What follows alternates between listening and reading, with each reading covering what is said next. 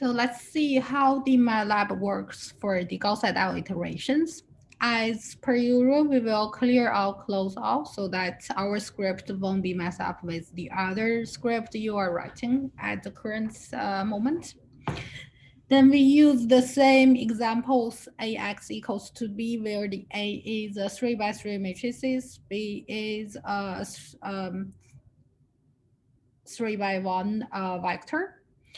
And we can use LU decomposition to solve the true value of X as before, the same as before for the Jacobi iteration we set up, because we want to compare our final result with the exact solution. Then what we are do is for the Gauss-Seidel iterations, we will separate the diagonal element, which you will use diagonal. So this part will give you the diagonal element, and if you use diag again, it will format this diagonal element to be a diagonal matrices. Then we are also getting the lower triangular element, which is including the diagonal element. So this trail L means you are trying to get the lower triangular part of the A matrices, which also include the diagonal part. Then you can also get the upper triangular matrices from the A. So this is just to separate the upper part from the A, and minus subtract the diagonal, so that this U will be a matrices which is just a diagonal element. Upper triangular element without the diagonal part. So the diagonal part will be all 0 there. Then you are trying to solve the X. You give an initial value of the X, which is a starter. So I give all the value is 1. Of course, you can set up the other values. You give the tolerance of your accuracies. You think that is accurate enough for your system, which we set up 10 to the minus 6 here. You set up some initial arrows. As long as that is bigger than the tolerance, then it's fine, because we just need this definition of the arrow to start the loop. You give an initial iteration value as well.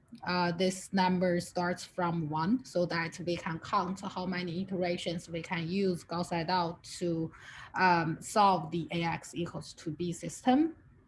You give the initial first column of your solution, which is your initial guess, which is all 1 here. So that is equals to x0.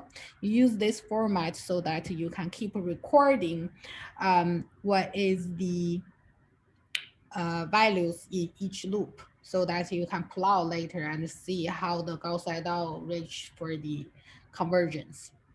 So this is the Gauss-Seidel iteration. Sorry about this comment. This is the Gauss-Seidel iterations. Similar to the Jacobi iterations. Just a change here. This is the Gauss-Seidel iterations. Similar to the Jacobi iteration, this is when the arrow is bigger than the tolerance, as well as the iteration step is smaller than 100, we will still do this while loop. If one of the conditions satisfied, then we will exit the loop.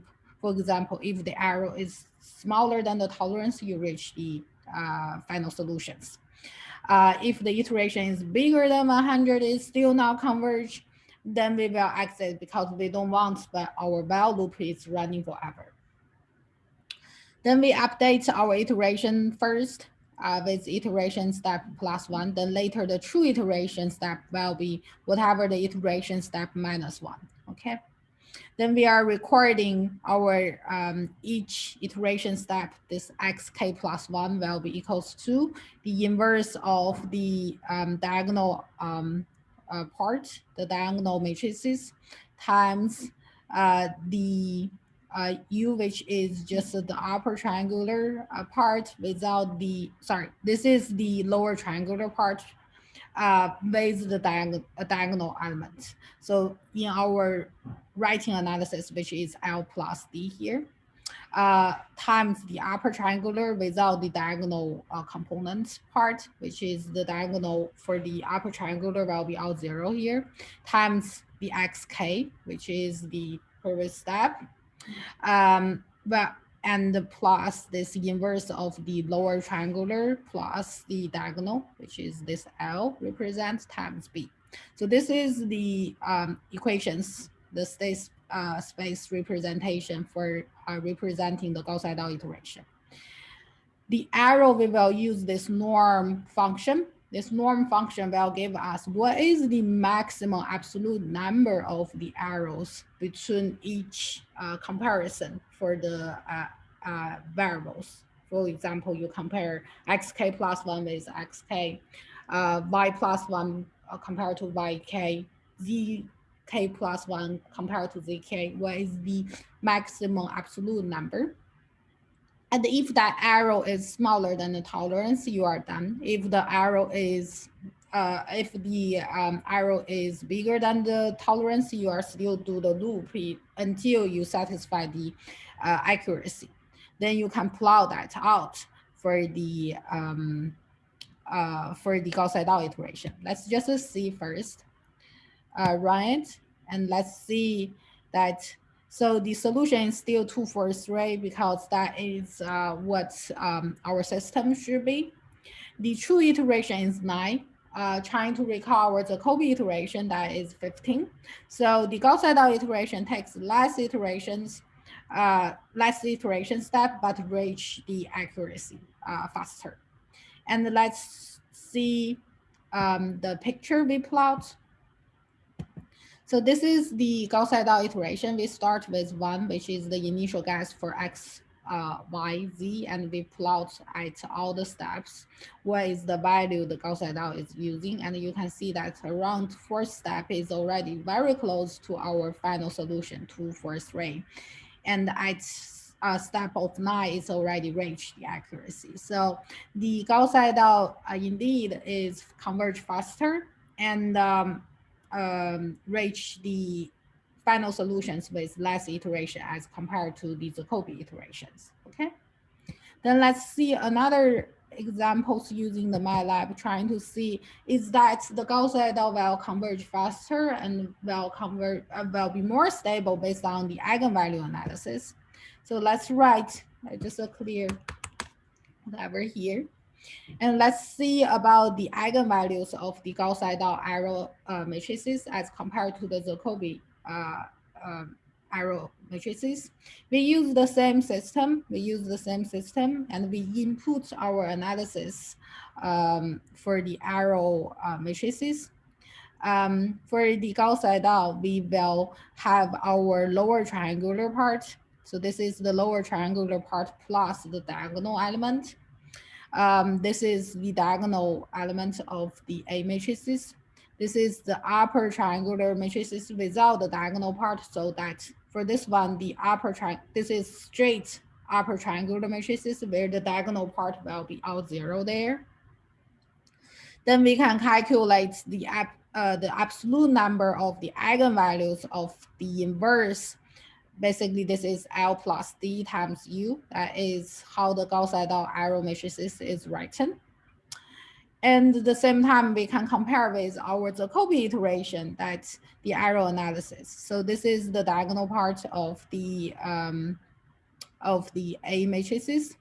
And we just diagonalize the diagonal element so that it can make the format of the D1 in the diagonal matrices with all the components are the diagonal component from A1.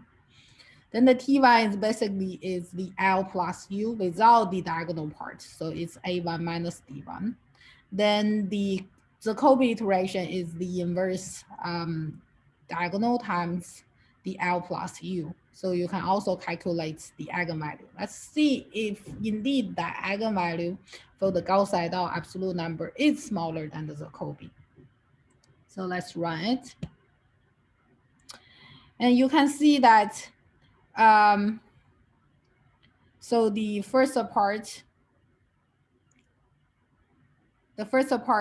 this answer is represented by the eigenvalues of the Gauss-Seidel arrow matrices, and that is 0, 0.5, 25, and 0. And for